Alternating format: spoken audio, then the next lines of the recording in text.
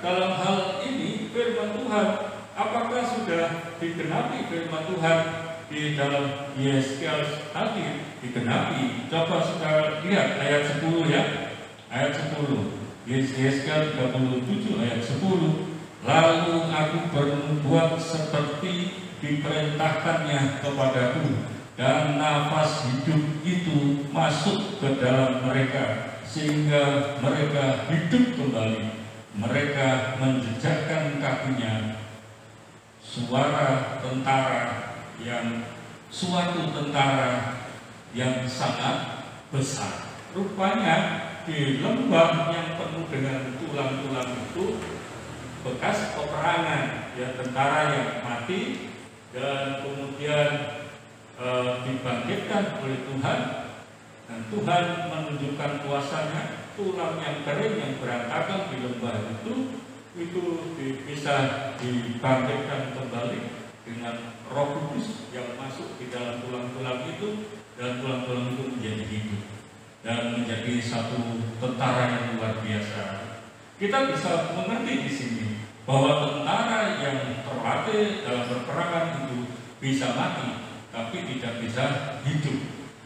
Tapi di dalam Tuhan bisa membuat tulang kering yang tidak ada pengharapan itu menjadi ada harapan untuk kembali. Saudaraku, mungkin kita berpikir, saya kan tidak menjadi tulang kering puji Tuhan, karena kita bukan tulang-tulang kering, karena sudah memiliki Yesus. Barang siapa yang memiliki Yesus, dia memiliki hidup. Yang tidak memiliki Yesus tidak memiliki hidup.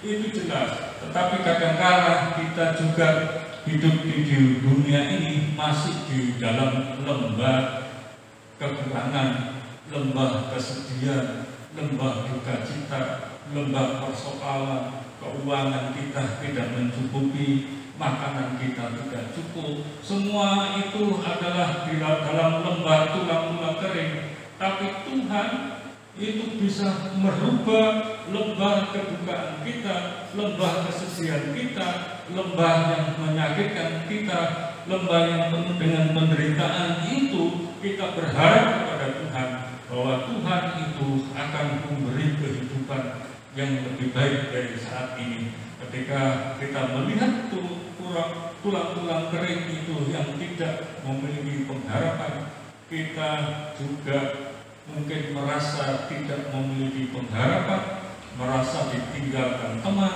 merasa kita dikucilkan, merasa menderita dalam hidup ini. Percayalah saudara, peganglah firman Tuhan. Firman Tuhan itu akan menghidupkan kita. Bukan hanya menghidupkan, tapi Tuhan juga memberkati dalam kehidupan kita. Pegang terus firman Tuhan, karena firman Tuhan itu ya dan amin.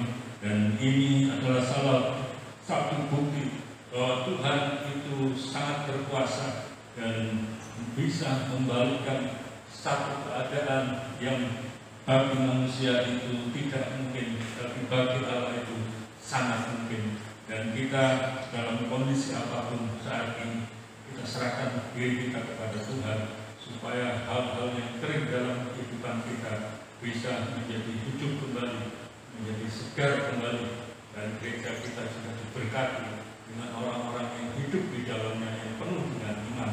Dan itu adalah pengharapan kita. Haleluya, puji Tuhan. Bila firman Tuhan ini menguatkan kita, menghibur kita dalam kesulitan-kesulitan yang kita hadapi, mari kita tetap beriman kepada Tuhan dan kita pegang firman Tuhan itu. Dan firman Tuhan itu akan memberkati sepanjang hidup kita. Haleluya, puji Tuhan. Kita